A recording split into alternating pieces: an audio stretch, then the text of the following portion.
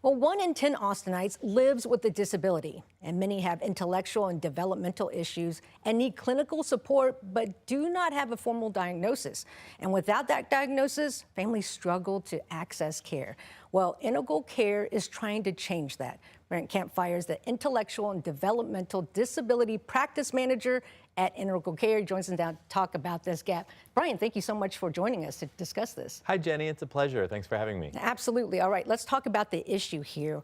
What is standing in the way of getting a formal diagnosis? Is it hard to get a formal diagnosis? You know, I would say that the main challenge is awareness. And so Integral Care is doing a lot of community outreach to help people to connect to services and supports to live safely in the community. And tell us what Integral Care is. We know it's a nonprofit, it helps out, but for people who may have just moved here, what does it do and how can they access Integral Care? Austin-Travis County Integral Care is both the local IDD authority and the local mental health authority in Travis County. IDD stands for Intellectual and Developmental Disabilities.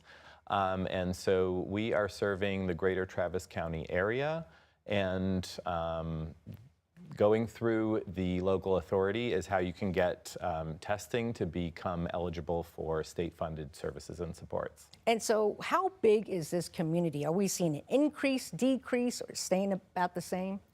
This community is, I would say, kind of staying about the same, but demand for services is definitely on the rise. Why is that, Brian? Why is that? Yeah. Well, because these services are really essential for people to remain safe in the community. So we help people who are transitioning from institutional settings like jails and prisons back into the community, or from places like state-supported living centers, and we help them to live safely in the community. Can you give us an example of the types of services, like exact services you offer, if they don't qualify yet, if they don't have that diagnosis yet? Sure, yeah. We do a lot of outreach to help people to gather records from the developmental period that are essential for eligibility requirements for state-funded services. Gotcha. Yes, that's right. Very good. That could be a cumbersome a task there. So over the last few years, you mentioned that the demand has gone up. Maybe awareness has something to do with that as well. Yeah, and for that reason, we're doing a lot of trainings. We work very closely with local law enforcement to help people to, have their needs spotted, to help people get connected with services and supports. Brian, what should families do? What do they need to know? I really appreciate that question in particular because we have a 24/7 crisis helpline. That's 512-472-HELP, 512-472-HELP, and through that, people can schedule a behavioral health intake, they can schedule a IDD intake, and they can also receive support like in real time for any kind of unfolding issue, be it a mental health crisis or what have you.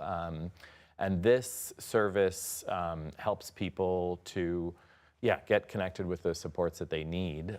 We're also newly stationed in the 911 call center. Oh, okay. And so when people call 911 in Travis County, they have a fourth option. In addition to police, fire, and EMS, there's now a mental health option as well. Nice, nice. Yeah. Okay.